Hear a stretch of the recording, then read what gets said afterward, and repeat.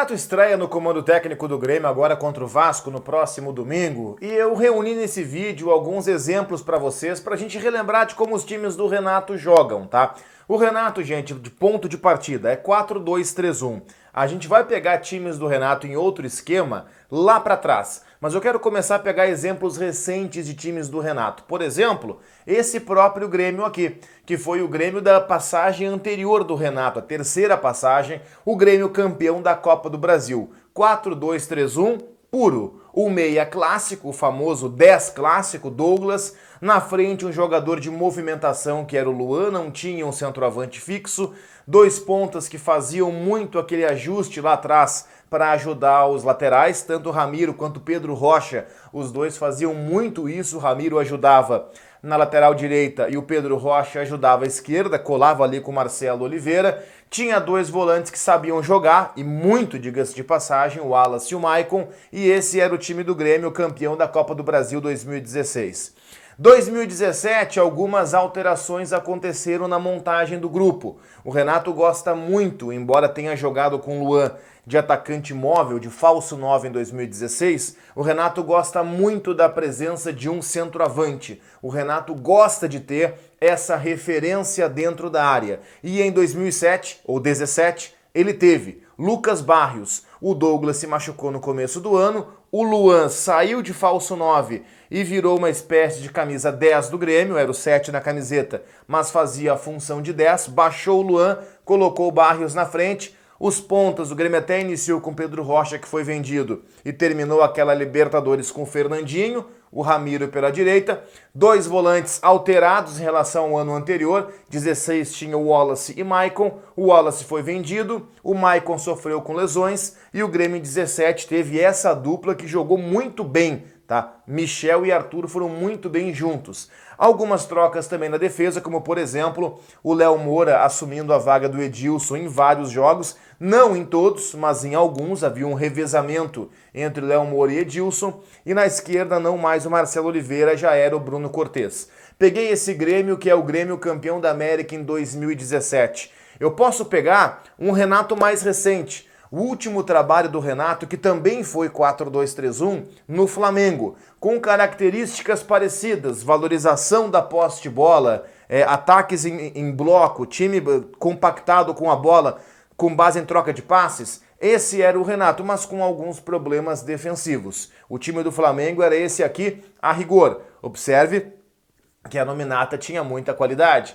Abriu o meio-campo, por exemplo, com William Arão e Andréas Pereira. Esse time que eu falei aqui, gente, eu sei que ele teve outras formações no Flamengo, com o Diego, por exemplo, outras escolhas de jogadores, mas essa formação aqui foi o Flamengo da final da Libertadores contra o Palmeiras. Abriu o meio-campo com Arão e Andréas Pereira, Everton Ribeiro por um lado, observe o Arrascaeta flutuando por dentro, Bruno Henrique pela esquerda, Gabigol na frente, o Pedro era reserva desse time do Flamengo. Também 4-2-3-1. O Renato, desde 2016, quando chega no Grêmio, na passagem anterior, sempre é isso, gente, 4-2-3-1. Para pegar esquemas diferentes na carreira do Renato, como eu falei na abertura do vídeo, a gente tem que ir um pouco mais para trás. E a gente foi aqui nesse canal. E eu quero lembrar para vocês e colocar aqui na tela dois times do Grêmio.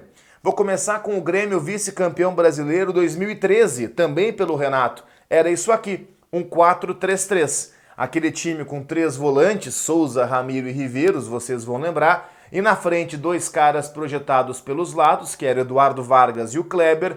E o Barcos na frente, sendo a referência, mas saindo muito da área para a infiltração justamente do Vargas e do próprio Kleber Gladiador. Era esse Grêmio aqui, um 4-3-3.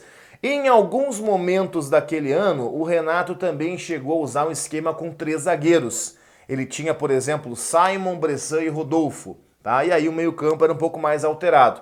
Mas isso aqui foi na maior parte do tempo. Uma linha de 4, 3 volantes. Ele tirou do time tanto o Elano quanto o Zé Roberto, preferiu jogar sem meias e 3 caras mais projetados na frente. E quero fechar esse vídeo, essa espécie de compilado dos times do Renato, com o primeiro Grêmio do Renato. O Renato na primeira passagem pelo Grêmio, que foi lá no Brasileiro de 2010, quando o Renato montou isso aqui.